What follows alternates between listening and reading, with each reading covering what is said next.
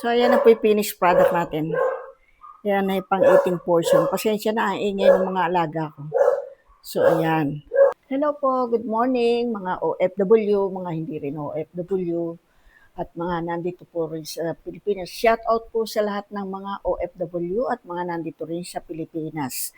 So, samahan niyo po ako magluto ng ah, puso ng saging lumpia Shanghai. So, meron na po akong na-upload nito pero ngayon magtutwist po tayo ng maglalagay tayo ng mayonnaise.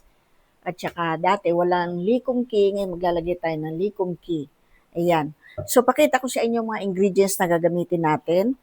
So, ayan po yung balat, puso po ng saging yan na yung pinakamagulang niya na kinuha ko at nilaga ko, binoil ko, hindi ko na pinakita sa inyo para hindi mahaba ang video. Ngayon, gagayatin po natin yan ng pinong-pino para maging Shanghai. So, ayan po yung carrot, tsaka celery. The more marami pong celery, at tsaka ayan pa yung one half po yan mahigit na pork belly, giniling. So, egg, sibuyas, at tsaka bawang. So, ito po yung ating isasamang mayonnaise, at tsaka yung likum ki soy sauce. So, ito po siya, ganito, pakita ko sa inyo kung paano gagayatin to na maliliit. Tapos pipigain po mamaya para hindi siya matubig. Yan po siya. Ay, matalim. Yan, matubig siya. Pinalamig ko muna, binold ko siya. Tapos may ginawa pa akong iba. Yan, ganyan lang po siya. Yan, tapusin ko to tapos pakikita ko sa inyo paano rin pipinuhin pa uli. So ngayon, iyan, liitan pa natin siya uli. Yan, natapos na po natin gayatin. Ito siya. Ito yung flour, ito yung balat niya, yung balat ng pusong saging. Ito pala yung balat ng lumpia. Hinimay ko kagabi. Inisa-isa kong tanggalin kasi pagka sabay-sabay, ang tagal-tagal. So ngayon, ito, teka, linisan ko muna. Pipigain natin siya. So, the more na kailangan pigang-piga kasi po, siya para sinanghay natin pinrito, hindi magtutubig. Pigang-piga po ang gagawin natin, pigang-piga. Para hindi siya magtubig. Ayan. Ayan. Ito po nakuha ng tubig, dami. So,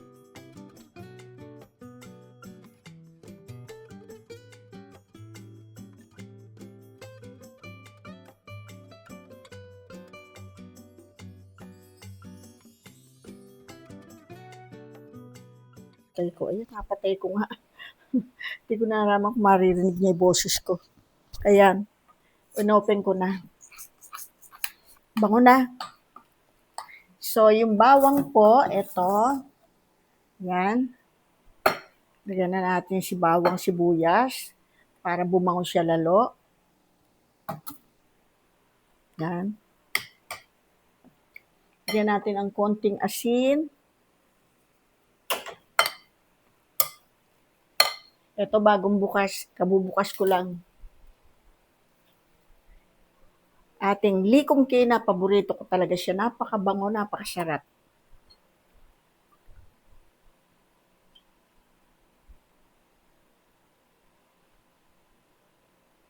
Mga 3 tablespoon.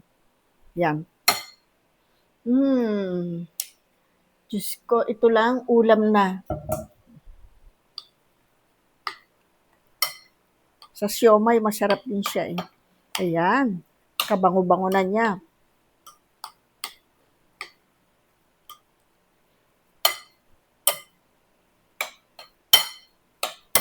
Siguro hindi ko na siya i-mix. Gagawan ko na lang ito ng ibang version. Kinuha ko, hinati ko lang si gulay. Hipo naman ilalagay ko rito para makatikim naman yung ating edited na nagbibideo dati sa akin. Sabi ko pa nga ngayon na video man, edited man pala.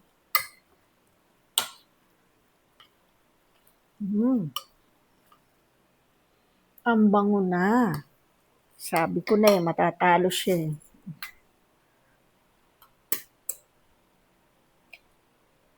Uy, dumami, ah.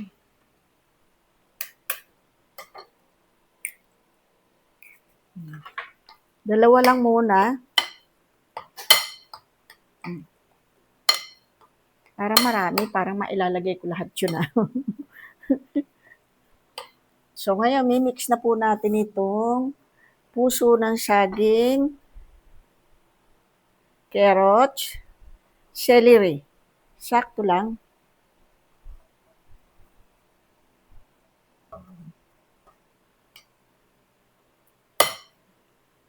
Mm.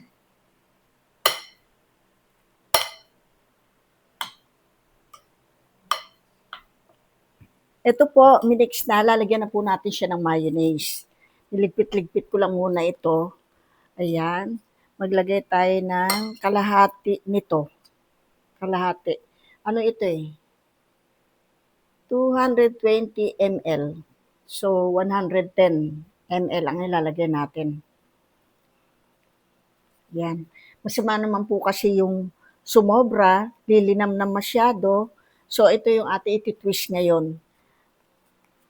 Nakaraan, hindi ako naglagay ng ganito. Ayan.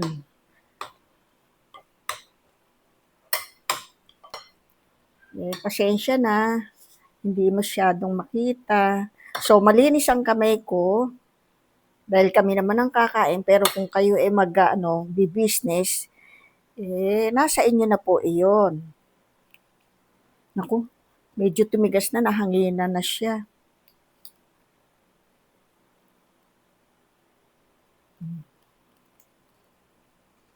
Nahanginan na siya.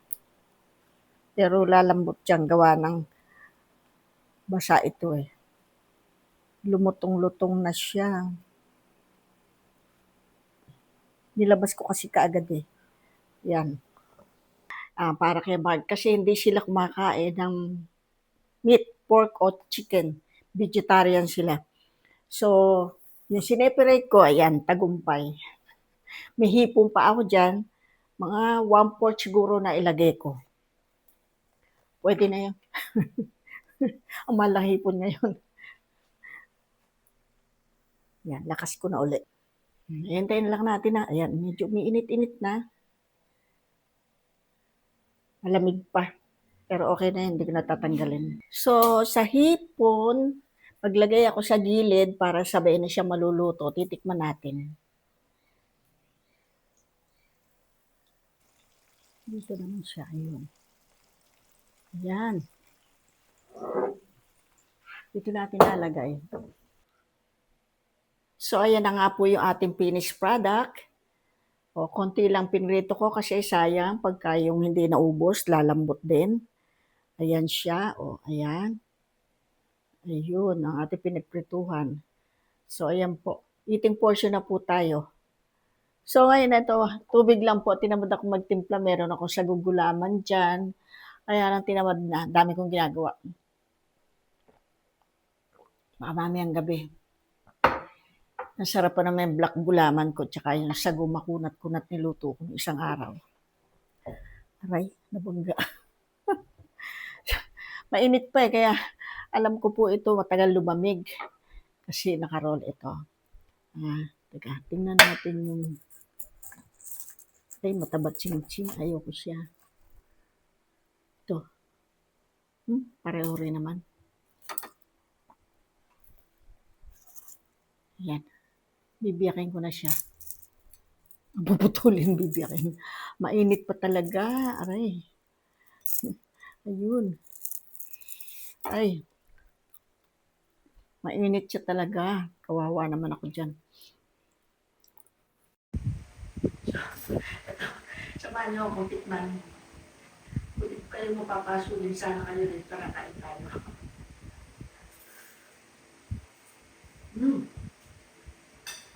Huwag mo lang may suka. Nasaan lang sa hihito? Bale, ang sinahog ko, ano lang po, mga ilang grams lang yun.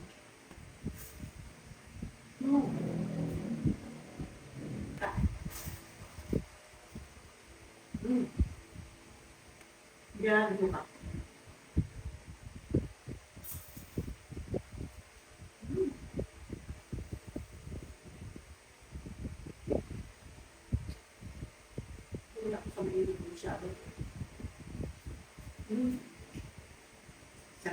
ako.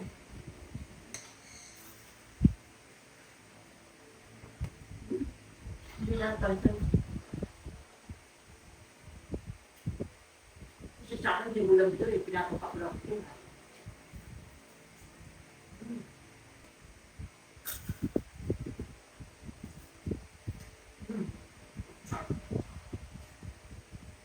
Nilanam lang ko kahit walang pangtawag. Isang ulam. Malap ka.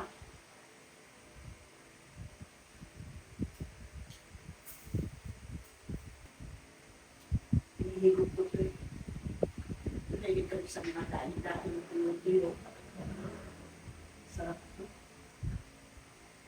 Eh, binili ko 160 isang bote ng internet na. Ang tawag dito.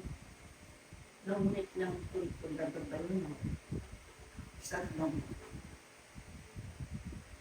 160. Sarap ito ba? Tinry ko lang. Ka-start.